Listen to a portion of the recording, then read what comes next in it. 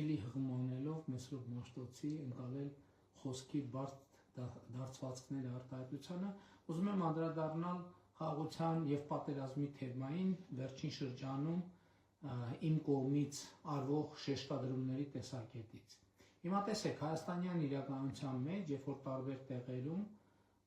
տարբեր առիթներով խոսք է գնում, ասում ենք Արցախի հանրապետություն, ասում ենք Արցախյան հիմնախնդիր, մենք պետք է հասկանանք այս խոսքի բարդ դարձվածքներն են, ինչի մասին է խոսքը։ Այսինքն խոսքը ունի արժեք եւ խոսքը ունի հետևանք, խոսքը գործողություն է կամ գործողության պլան։ Երբ որ այս արտահայտությունները օգտագործում ենք, մենք պետք է հասկանանք հետո հաջորդը ինչ, որն է դրա հաջորդ քայլը։ Չկա պարզապես որևէ տարբերակ, երբ որ այդ արտահայտությունը հնչում է, լինի դա եկեղեցու խորանից, լինի դա, չգիտեմ, գիտական տրամաբանությամբ, լինի դա հանրային տրամաբանությամբ, լինի դա որևէ այլ տրամաբանությամբ, որ ինքը չբերի կոնֆլիկտի։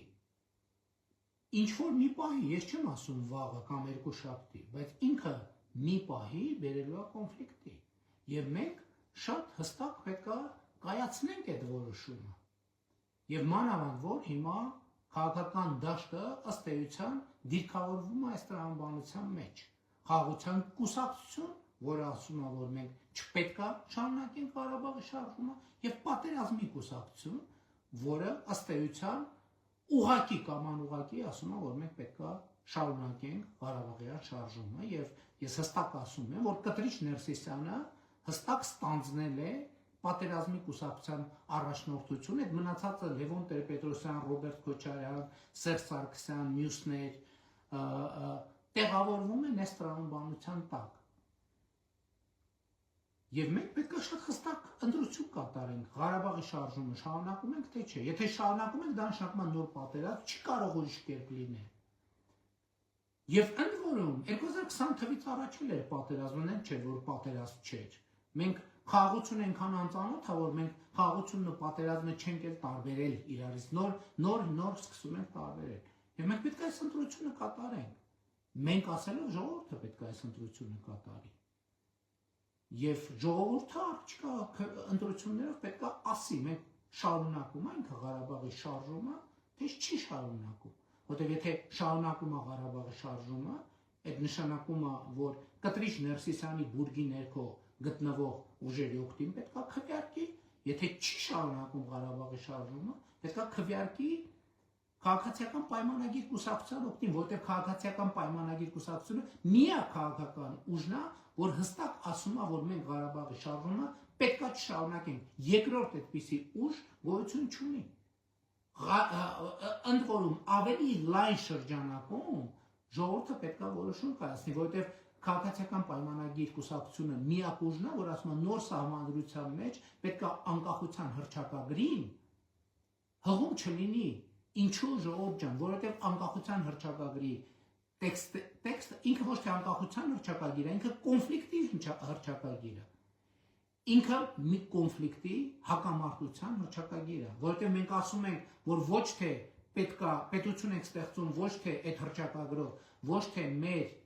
քաղաքացիների անվտանգությունը, բարեկեցությունը, ազատությունը ապահովելու համար, այլ մենք պետություն ենք հիմնում Լեռնային Ղարաբաղի եւ Արևմտյան Հայաստանի համար։ Սա կոնֆլիկտի հռչակագիր է։ Եվ եթե մենք գնում ենք այդ ճանապարհով, ուրեմն կոնֆլիկտը անխուսափելի է։ Եվ առաջիկա ընտրություններում, եւ ինչի առաջիկա ընտրություններում, ամեն օրվա հանրային քաղաքական կյանքում այս հարցով մենք պետք է որոշում կայացնենք։ Ես հստակ ասում եմ, որպես Հայաստանի Հանրապետության վարչապետ եւ որպես քաղաքացիական պայմանագիր կուսակցության վարչության նախագահ։ Մենք չպետք է դա շարունակենք։ Մենք չպետք է դա շարունակենք։ Ընդ որում հիմա գիտեմ, էլի կասեն ու դեմ չեմ թողասեն, կասեն, բա այն ժամանակ Ղարաբաղի հետ կապված ինչ էիր ասում, չգիտեմ ինչ հետ կապված ինչ էիր ասում։ Այո, ասում էի եւ դա ցույց է տալիս, որ ես այդ իրականությունից կտրված չեմ եղել։ Ես այդ իրականության դեմ չեմ եղել։ Ցույց է տալիս, որ ես մաքսիմալն եմ արել այդ օրակարգերի համար։ Եվ դրա համար որ մեջբերում եմ Աստվածաշնչի այդ կտորը, որը գրել են, որովհետև անգիր չեմ հիշում։ Եվ ստեղ էլ խնդրում եմ այս խոսքի բարդ դարձվածքներ ընկալել, որովհետև չեմ ուզում մեկնաբանել, որովհետև այն ինչ որ եղել է, արդեն եղել է։ Իսկ մեջբերում հետևյալն է, ձեզ համար փող հնչեցրի, բայց դուք չպարեցիք, ձեզ համար ողբ երգեցինք, բայց դուք լաց ու կոց չարեցիք։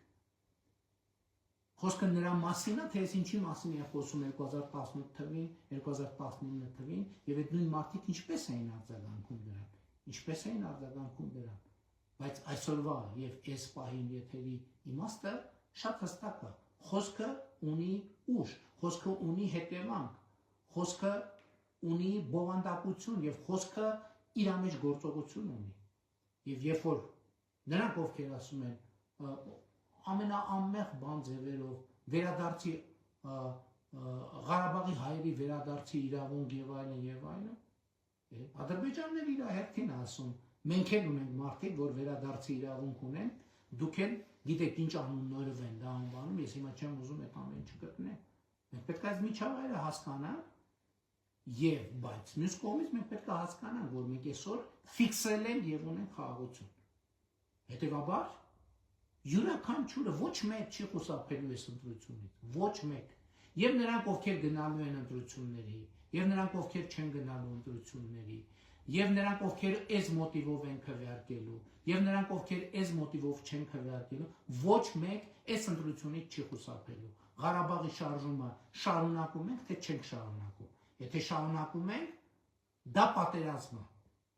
Եթե չենք շարունակում, դա խաղաղությունը ամեն օրվա հետ ուժեղանալու է եւ անկախությունն է ամեն օրվա հետ ուժեղանալու, ինքնիշխանությունն է ամեն օրվա հետ ուժեղանալու, Հայաստանի Հանրապետությունն է ամեն օրվա հետ ուժեղանալու եւ ես առաջնորդում եմ այս շարժումը, ով համաձայն է, եկեք իմ հետևից։ Շնորհակալ եմ։